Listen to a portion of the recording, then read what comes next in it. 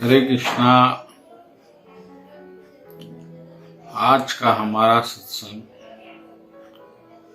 श्रीमद् भगवद गीता के 13वें अध्याय का 20वां श्लोक। भगवान कृष्ण कह रहे हैं, प्रकृति तथा जीवों को अनादि समझना चाहिए। उनके विकार तथा गुण प्रकृति जन्य है।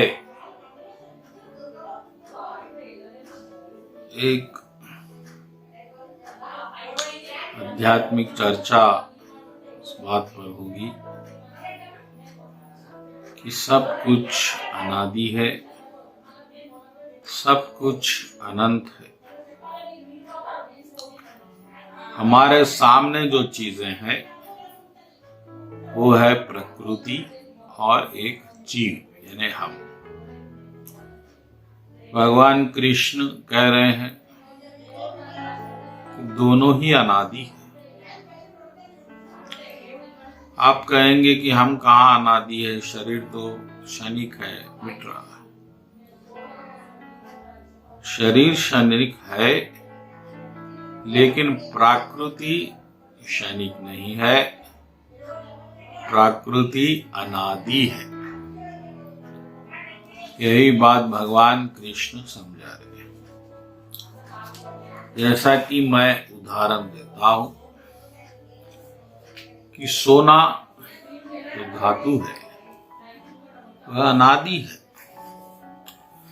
उसमें जो सोने से गहने बनेंगे, कभी झुमका बनेगा, कभी कंगन बनेंगे, वह क्षणिक है।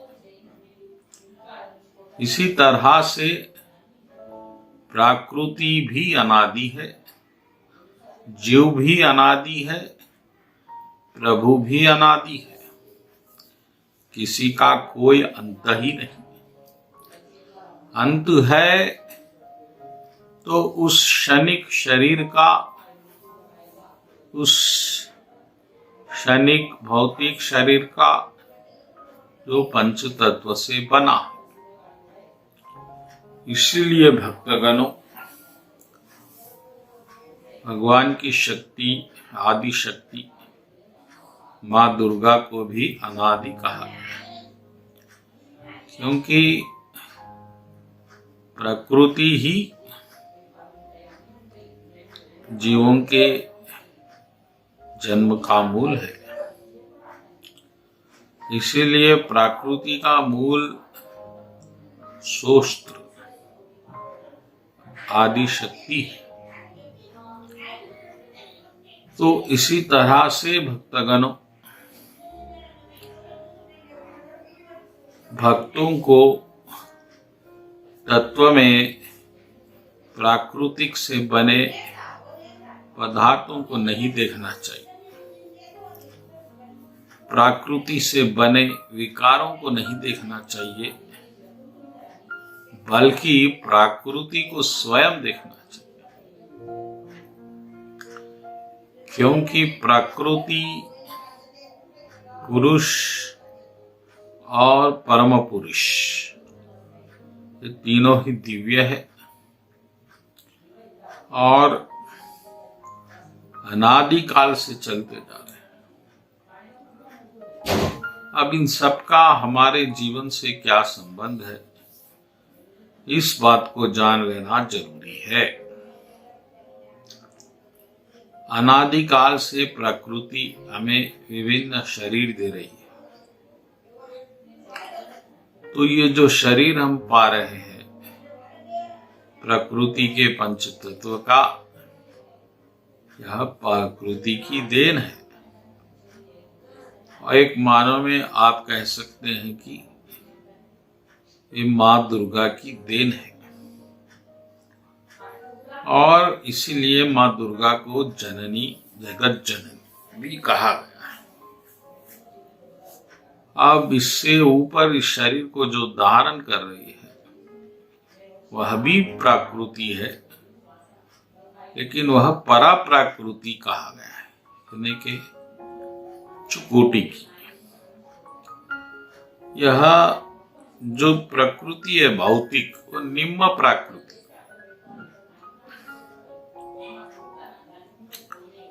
और जो भगवान है वह प्रकृति नहीं, पुरुष कहा गया है, जो दोनों ही स्त्रियों के पुरुष है और दोनों को ही गर्भ धारण कराने वाले हैं।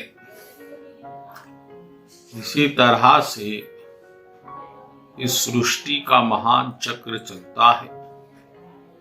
जब कभी प्रभु अपनी कृपा दृष्टि प्रकृति पे डालते हैं तो तब वह प्रकृति अपने गर्भ द्वारा विभिन्न शरीरों को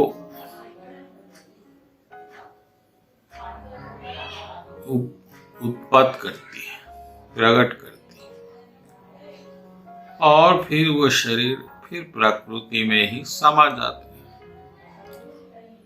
इस प्रकार से सृष्टि का महान चक्र चलता है। लेकिन चाहे प्रकृति हो या फिर परा प्रकृति हो, आधार तो पुरुष ही है, और उसी पुरुष को वेदों ने पुरुषोत्तम के नाम से गाया है। उसी को शास्त्रों ने परम पुरुष के नाम से भी गाया है, और वही परम पुरुष है भगवान नारायण, यानी भगवान कृष्ण। इस तरह से जिस किसी को ज्ञान हो जाता है तो वह प्रकृति पर तो आधारित रहता ही है, लेकिन पूर्ण रूप से निर्भर वह परम पुरुष पे हो जाता है।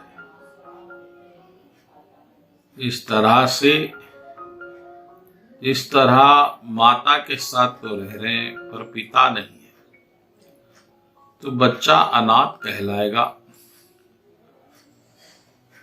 लेकिन जब पिता का भी संग मिल जाए तो फिर अनाथ नहीं सनाथ हो जाता है। इसी तरह माता प्रकृति के आधार पर जीवन व्यतीत कर देना एक अधूरा जीवन होता है। और ये सारे ज्ञान, वेद, पुराण, शास्त्र, विभिन्न धर्म, प्रकृति यानी माँ की एक प्रयत्न है कि माँ का पुत्र पिता से मिल जाए। इसी को ज्ञान कहते हैं, मोक्ष कहते हैं। माता का यह हृदय से प्रयत्न है कि हर पुत्र अपने पिता को जाने, अपने पिता को समझे और फिर अपने पिता की शरण में रहे। लेकिन यह बड़ा दुर्भाग्य है कि हम माता तक तो पहुंच जाते हैं लेकिन पिता के बारे में ज्यादा विचार नहीं करते। इसीलिए सारे भारतवर्ष में भी माता की महिमा विदित है, लेकिन माता दुर्गा, माता अम्बा, भवानी भी तभी प्रसन्न होगी जब वह माता अपने पुत्र को अपने पिता से मिलाएगी, या फिर पुत्र अपने प्रयत्न द्वारा पिता को खोजकर पिता की शरण लेगा। इसीलिए जो भी भक्त है माता के, वह भी इस बात को समझे कि माता तभी प्रसन्न होगी जब आप पिता के शरण में रहेंगे। पिता को भूलकर माता के ही बन के रहना, माता की पूजा करना, माता को कतई पसंद नहीं है और माता इस पर पूर्ण प्रसन्न नहीं होती। इसीलिए सफल पूजा तभी होती है जब माता पिता की पूजा एक साथ हो, और ये तब ही संभव है जब लक्ष्मी नारायण की पूजा एक साथ हो। तो भक्तगणों, भगवान ये कह रहे हैं कि ये जो माता दुर्गा, ये आदि शक्ति है, जो मूल है, वह अनादि है, और जो आत्माएं इसको, शरीर को इसके धारण करती है, वह भी अनादि है। और भगवान तो पहले से ही अनादि है। तो इस तरह से प्रभु से प्रकट हुआ कोई भी तत्व, क्योंकि प्रभु अनादि है, यह भी अनादि है, अनंत है, अखंड है, अचल है। लेकिन इसमें जो विकार पैदा हो रहे हैं, तो शरीर पैदा हो रहे हैं, वह क्षणिक है और वह क्षुणभंगर है, मिटने वाले हैं। तो इसलिए हमें शरीर की आसक्ति को त्याग कर, शरीर के मोह को त्याग कर, माता आदि की कृपा से, माता जगदम्बा की कृपा से, उस परम पिता परमेश्वर परमात्मा भगवान श्री कृष्ण की शरण लेनी चाहिए, ताकि हमारा उद्धार हो सके। और यही माता को भी सबसे प्रसन्न करने का एकमात्र उपाय है। वरना माता प्रसन्न नहीं होगी और साथ ही पिता भी प्रसन्न नहीं होगी। इसलिए भगवान कृष्ण की शरण लेना ही उत्तम उपाय है, सुख, समृद्धि, आनंद का और परम शांति का। बोलो कृष्ण कन्हैया लाल जी की जय।